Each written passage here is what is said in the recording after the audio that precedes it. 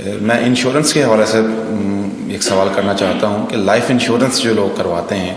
آیا اسلام میں اس کی اجازت ہے یا نہیں؟ اصل میں یہاں اس کو کہوں گا آپ سے کہ ایک تو ہمارے ہاں جو اس وقت انشورنس کا نظام ہے وہ لازماً گتھا ہوا ہے سود کے ساتھ، لہذا اس شکل میں جو اس وقت انشورنس ہو رہی ہے وہ تو حرام ہے، اس کے حرام ہونے میں کوئی شک نہیں ہے۔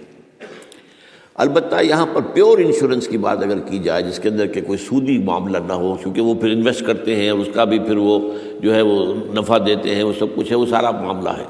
اسی لیے جس نے کوئی بڑا بینک بنایا اس نے 7 انشورنس کمپنی بنا لی، حبیب بینک بن گیا، حبیب انشورنس کمپنی بن گئی، وغیرہ وغیرہ۔ آدم جی بینک تھا، آدم جی انشورنس بن گئی۔ البتہ یہ ہے کہ جہاں تک ایک مثلاً یہ کہ ایک انشورنس اس طرح کی ہے کہ چند تاجر جو ہے وہ بیٹھ کر طے کر لیتے ہیں کہ بھائی ہم اتنا ماہانہ ہم سب جمع کریں گے تاکہ ہم میں سے اگر کسی کو بڑا لاس ایک دم ہو جائے تو ہم اس کو کمپنسیٹ کر کے اپنے پاؤں پہ کھڑا کر دیں، تو اس کو کوئی حرام نہیں کہہ سکتا، جائز ہے۔ یہ تو ایک کوآپریشن ہے، کوآپریٹیو ایک آپ نے بنا لی ہے، اس کوآپریشن کے حوالے سے اس کو کون حرام کہے گا؟ یہ لائف انشورنس کا معاملہ جو ہے اس میں آ جاتا ہے ایک چانس اس نوعیت کا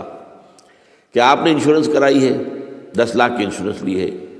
آپ نے ابھی 2-3 پریمیمز ان کے دیے ہیں کہ آپ کا حادثہ کے اندر انتقال ہو گیا، اب اتنے پیسے آپ کو مل جائیں گے، یہ آپ نے how did you earn it?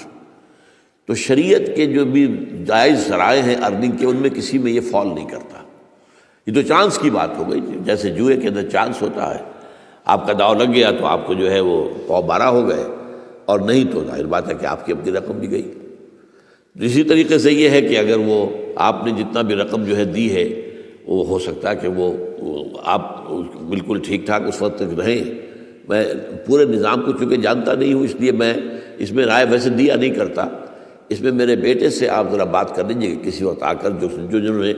PhD کے کورسز مکمل کیے ہوئے ہیں اسلامک اکنامکس میں، عاطف وحید،